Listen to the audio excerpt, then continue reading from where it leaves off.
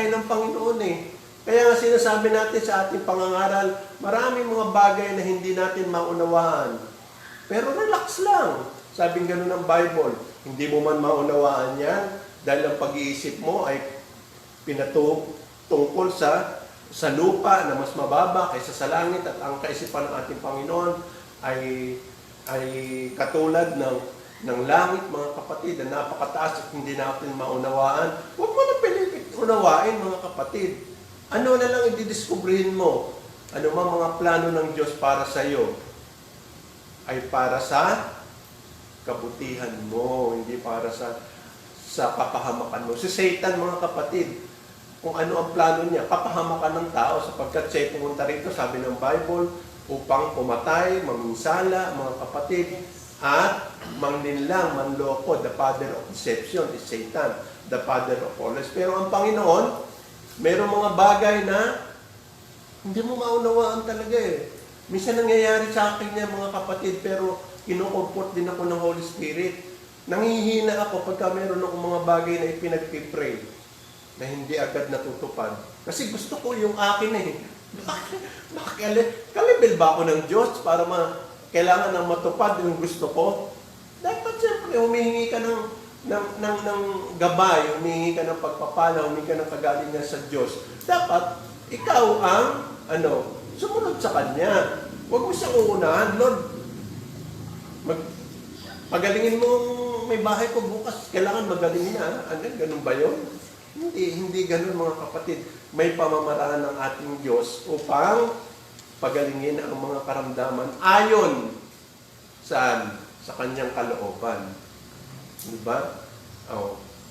Minsan, di ba, nagiging challenge yun. Nag-text si Brother Lando, salamat sa panalangin, magaling na ako.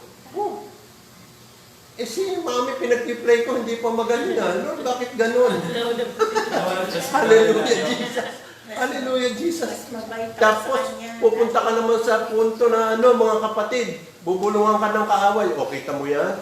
Yung pinakamahinang Kristiyano, hindi nga halos marunong manalangin yan, hindi nga halos marunong magbigay ng testimony o hindi man nakikipag-participate nung nasa chat kayo, pero pinagpala siya ng Panginoon. Di ba? Papasok na si Satan kasi. Yung misis mo, ilang buwan mo lang pinag-pray. Bakit ngayon? Kiniklaim pa rin niyang mahina pa rin siya. Di ba? Kung minsan nalulugmo ka na lang, Lord, bakit ganon? Papasok na yung murmuring. Parang hindi unfair ka naman, Lord. Bakit ganon? Di ba? Ayun, mangingibabaw na sa iyo ang ni Satan, mga kapatid.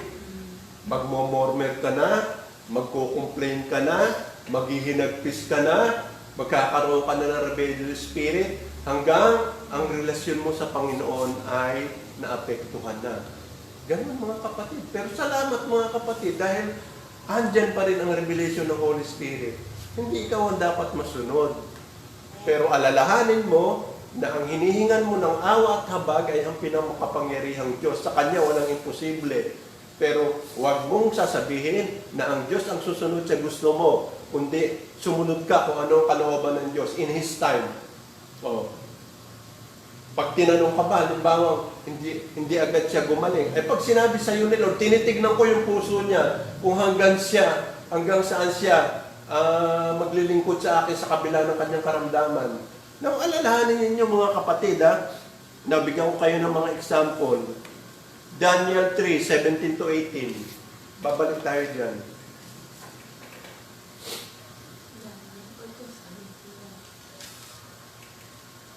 Anong sabi ng Daniel 3, 17 to 18?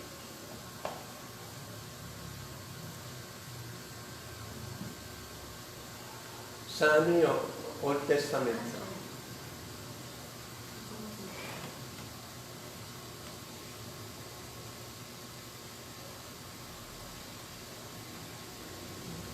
Daniel 3, ayan. 17 to 18, mga kapatid. Ano ang sabi ng Book of Daniel, mga kapatid? Di ba? Nung pinasasamba ni Haring Nabucodonosor, si Shadrach, Meshach at Abednego, mga kapatid, sa kanyang Diyos-Diyosan, si Baal, mga kapatid. Di ba? Anong sabi? Narito ang aming Diyos na aming pinaglilingkuran ay makapagliligtas sa amin sa mga bangis na hurnong nagpapaningas. Kasi itatapon sila sa hurnong apoy, mga kapatid, na 7 beses na pinainit kaysa sa dating init niya. Sa amin, sa mga bangis na hurnong, at iniligtas niya kami sa iyong kamay, O Hari. 18. Ngunit kung hindi, talastasin mo, O Hari, na hindi kami maglilingkod sa iyong mga Diyos at magsisapa sa larawang ginto na iyong tinayo. Ano ang mensahe sa 17, mga kapatid? Balikan mo sa 17. Narito ang aming Diyos na aming pinaglilingkuran ay makapagliligtas sa amin sa mabangis at hurnong maningas at ililigtas niya kami sa iyong kamay, O Hari. Pananampalataya yan, may faith. Dalawang klase ang faith yan, mga kapatid. Na sila ay umahawak, na sila ay ililigtas ng Panginoon mula sa kamatayan sa hurnong nagniningas. At ang Panginoon pinaglilingkuran nila ay hindi sila pababayaan. Diba? Ano yung pangalawang klase ng pananampalataya, mga kapatid? 18. Ngunit, kung hindi, talastasin mo, O Hari, na hindi kami maglilingkod sa iyong mga Diyos na magsisisamba man sa larawang ginto na iyong itinayo. Pero hindi, siya, mga kapatid, si Shadrach, Meshach, and Abednego, mga kapatid, maniniwala sila na pinaglilingkuran nila ay makapangyarihang Diyos na makapagliligtas sa kanila. Pero, ano pa ang other faith, the other side of faith ng tatlo, mga kapatid? Hindi man kami iligtas ng Panginoon, hindi pa rin kami sasamba sa Diyos-Diyosan mo. Di ba? Mas matindi yan, mga kapatid. Pag inilagay mo sa karamdaman, Lord, parang anong sabihin niya, Lord, hindi mo man ako pagalingin sa aking karamdaman, magpapatuloy pa rin ako na maglilingkod sa iyo. Di ba? Kagaya ng awit, mga kapatid. Bakit? Naglilingkod ka pa sa Panginoon bilang kanyang anak dahil nakakatanggap ka ng biyaya. Paano kung wala ng biyaya? Kamukha nila. Halimbawa, hindi sila iniligtas. Pero may commitment sila, mga kapatid. Hindi pa rin kami maglilingkod sa Diyos-Diyosan mo. Halimbawa, hindi ka pinagpala. Halimbawa, sinubo ka ng Panginoon. Sige, i-delay ko muna yung pagpapala mo. Sige, hindi ko muna pagagalingin ng karamdaman mo. Sasampalataya, magtutuloy-tuloy ka ba ng paglilingkod sa akin? Yes. Di ba? Ganun ang sabi ng Panginoon, ganun ang mensahe nila.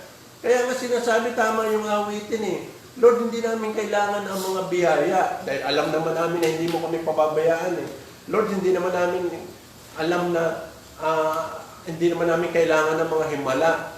Sapagkat alam naman namin na ikaw na Diyos na pinaglilingkuran namin ay Diyos ng mga himala. So, ano mang bagay mo confront, mga kapatid? Di ba? Tama yung awitin na yon. Hindi dahil sa himala o ano pa. Hindi dahil sa pagpapala.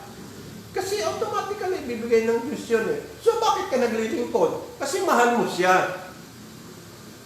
Yun ang ng pag-ibig kasi, mga kapatid Di ba? For God so loved the world, John 3:16, that He gave it His only begotten Son. What is the word? What is the PowerPoint? Love, mga kapatid. Diba? Ngayon, nilagay ng Panginoon ang puso. Sa puso mo ang pag-ibig, mga kapatid. Diba? Anong sasabihin mo? Ibabalik mo sa Kanya, agape, ang unconditional love, mga kapatid. Hindi kami magsasawa na ikaw ay aming mahalin. Wala man kami makitang himala. Hindi namin kailangan ng buhay sa buhay namin ng himala. Hindi namin kailangan ng mga pagpapala dahil automatically given na yan. Hindi mo na kailangan hilingin, sabi ng Bible Pero, ano ang sabi ng Panginoon, mga kapatid? Diba? Mahal kita. Sabi ng awitin, mga kapatid, diba? Bakit ka naglilingkod sa Kanya? Kasi pagpapala. Diba doon sinubok ng Panginoon si Job? Sabi ng pilosopo si Satan. Pinagpapala ka lang naman yan. Kaya Yes. Kaya sumusunod sa iyo Alisin mo yung pagpapala. Diba, napatunayan ng Panginoon na talagang maski walang pagpapala, mga kapatid, although Natakot-takot na mga problema ang nangyari sa kanya. Nawala ang mga cattle niya, nawala ang kabuhayan niya, matay ang mga anak niya. Nilisan siya ng asawa niya, nagkabukol-bukol ang buong katawan niya. Pero nanatili pa rin siya sa pananampalataya, mga kapatid. At yun, ang lahat ng nawala mga kapatid, nang magtagumpay si Job sa pananalig sa ating Panginoon, ay muling ibinalik ng Panginoon ng doble hanggang triple pa ang lahat ng mga bagay na kinuha sa kanya. Ganon din mga kapatid, si Shadrach, Meshach, Abednego, mga kapatid.